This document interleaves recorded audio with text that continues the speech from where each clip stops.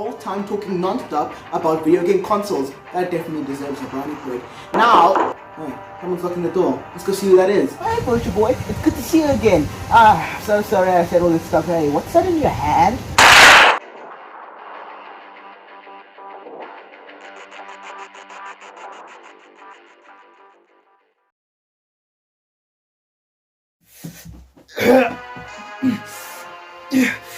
Ha ha ha ha. It is I, the virtual boy. I know who you are. You're the guy that shot me a while back. What do you even want? Last time you did a video, you talked about nothing but Nintendo consoles. Now you have to talk about all their handhelds or else.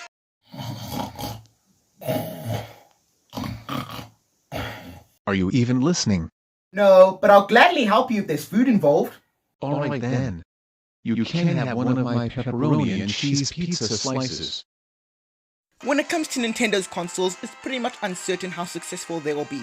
Some of their consoles sell well, and others sell, but in terms of their most successful consoles, it always seems to be their handhelds. I mean, their handhelds sell incredibly well. They are the reason Nintendo is as successful as they are. In fact, one of the handhelds is the second highest selling console of all time, but I'm getting ahead of myself. Now, I and many people have talked about the evolution of Nintendo's home consoles, but I think it's finally time to take a look at the real moneymakers. It's time to take a look at the evolution of Nintendo handhelds. In the early 80s, Nintendo was taking over the arcade scene, but in terms of their home consoles, they were only a moderate success. But one day, lead game designer Gunpei Yokoi had a genius idea. Let's make a game console that tells time. Introducing the Game & Watch, Nintendo's first ever portable console. Now, the Game & Watch was pretty revolutionary for its time. I mean, playing games at any place, at any time, was a huge, but it wasn't without its flaws.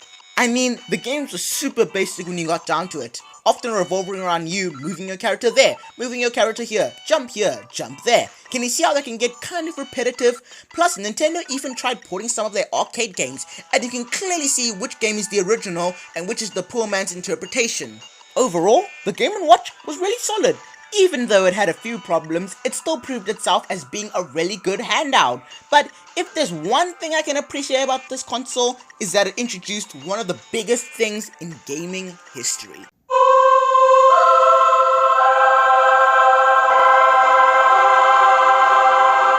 Nintendo knew that the Game & Watch was a massive success, and they knew that for their next handheld, they needed to up their game. They needed a handheld that could play games on par with their home consoles. And that's where the Game Boy comes in. Now, when you think of Nintendo handhelds, usually your mind goes towards the Game Boy. And that makes sense. After all, the Game Boy was the third best-selling console of all time, and has been proven to being one of the greatest handhelds ever to be made. Gunpei Yokoi and his other co-designers had proved that game consoles on the go could be more than just toys. They could be actual consoles which could play actual games on par with their NES, and in some cases, the games on the Game Boy could be better than their NES equivalents. Now, the Game Boy is known for its variety of game titles, but when it first launched, it only had 6 games, with 2 of them being iconic. The first of them, being Super Mario Land, was essentially Super Mario Bros. But on the Game Boy, and at the time, it was a big deal. I mean, playing essentially the most popular game of all time on the go is incredible. I mean, even though the game is incredibly short, no one really cared. I mean, it's Super Mario Bros. On the go. And the other game is, of course, Tetris, the most popular puzzle video game ever to be made. And there's not that really much to say about Tetris, other than the fact that, well, it's Tetris. And all the games I've talked about isn't even scratching the surface of what this console has to offer. I mean, I haven't even talked about the different console variations, such as the Super Game Boy, the Game Boy Color, the Game Boy Pocket, and the Game Boy Light, just to name a few. But overall, the Game Boy was a tremendous success, and proved to Nintendo that handhelds are incredibly popular. So of course, Nintendo knew for their next handout, they simply had to improve upon the Game Boy and create the next generation of Game Boy, and that's where the Game Boy Advance comes in. Now, despite all the praises that the Game Boy Advance gets, it didn't really leave an impact on me. Not saying it's a bad console, far from it, but there are some things I didn't really like about it. On the positive note, I really like how they widened the screen. My original complaint of the original Game Boy was that the screen was too small and it led to screen crunch.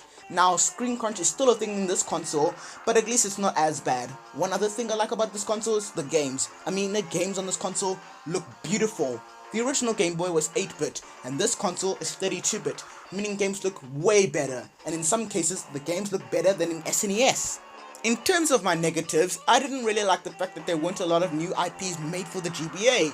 I mean, there were some, like Golden Sun, but the majority of them were IPs that were originally established on the Game Boy, such as Pokemon and Kirby. We didn't even get an original Mario game for this console. Instead, we just got a bunch of ports to previously established Mario games, such as Super Mario World, Super Mario Bros. 2, Super Mario Bros. 3, and Yoshi's Island. But overall, the GBA was a solid console. In terms of the Game Boy and the Game Boy Advance, I prefer the Game Boy overall, since it had a lot more new franchises. But the GBA still stands on its own as a really solid console. But sooner than later, we would get a handout that would improve upon the GBA and would improve upon every other handout released beforehand. But what would this console be called? Well, I'll say 2 words. You remember when I said that one of Nintendo's handhelds was the second best-selling console of all time? Well, that's the DS. Now, what made the DS so special? Simple. It had 2 whole screens. Now, what makes 2 whole screens special? Nothing really, but still, 2 screens on one console? Pretty mind-blowing. And besides that, they had tons of features. Like, the DS is known for being pretty much an iPhone way before iPhones were even made. You had touch controls, you had texting applications, you could even download games. There were small games, mind you, but there were still games nonetheless. And in terms of the main games they had tons of hitters, like New Super Mario Bros., Mario 64 on the go, and Metroid Prime Hunters, just to name a few. The DS was incredible, and was one of the greatest Nintendo consoles ever to be made. It had so much going for it, and it really delivered on everything. It was an amazing console, and if you had to get any of the consoles I've mentioned on this video, I highly suggest you get the DS. It is incredible. The 3DS, on the other hand, not so much.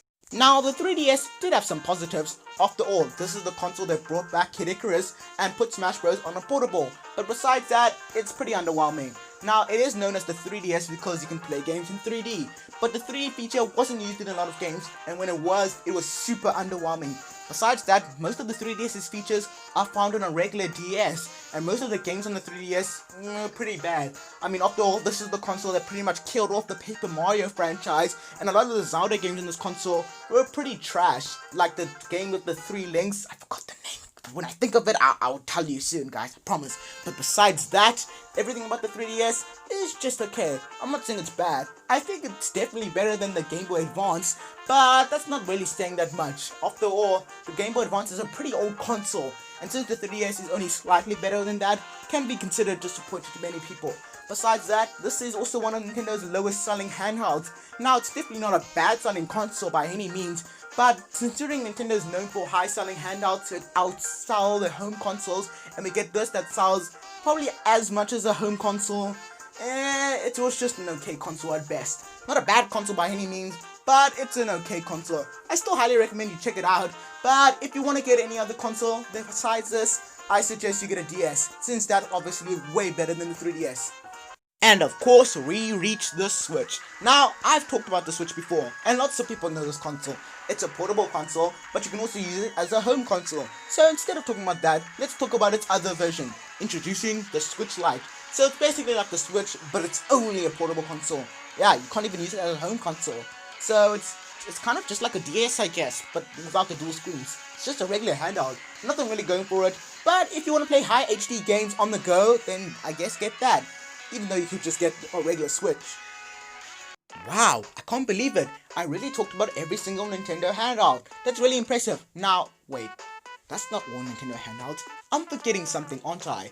Let's see. I remember there was another handheld. Came out before the Game Boy Advance. Came out before the N64. After the Game Boy. What was it called again? I'm trying to think. It's on the tip of my tongue. No, wait. It can't be. No, it can't be. No! Yep, that's right. The final console I'm about to talk about is the infamous Virtual Boy. Now, everyone knows the Virtual Boy at this point. It was a handheld, or hand-out, should I say, that was released during 1995. It was supposed to come out before the N64, and it bombed. Like, it bombed hard. The games are awful, the design was awful, it put people in the hospital. It was just a bad console. But if I have to be brutally honest, I actually haven't really played this thing. Wait.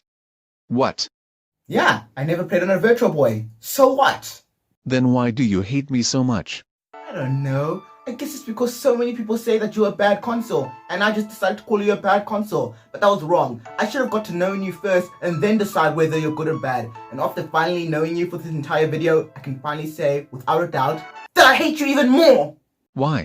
Because you shot me and tried to kidnap me. That's why. Now can you please let me go? I did all the things you asked me to do. I talked about all those consoles. I did the thing. Now can I please go? Alright then. You're free to leave.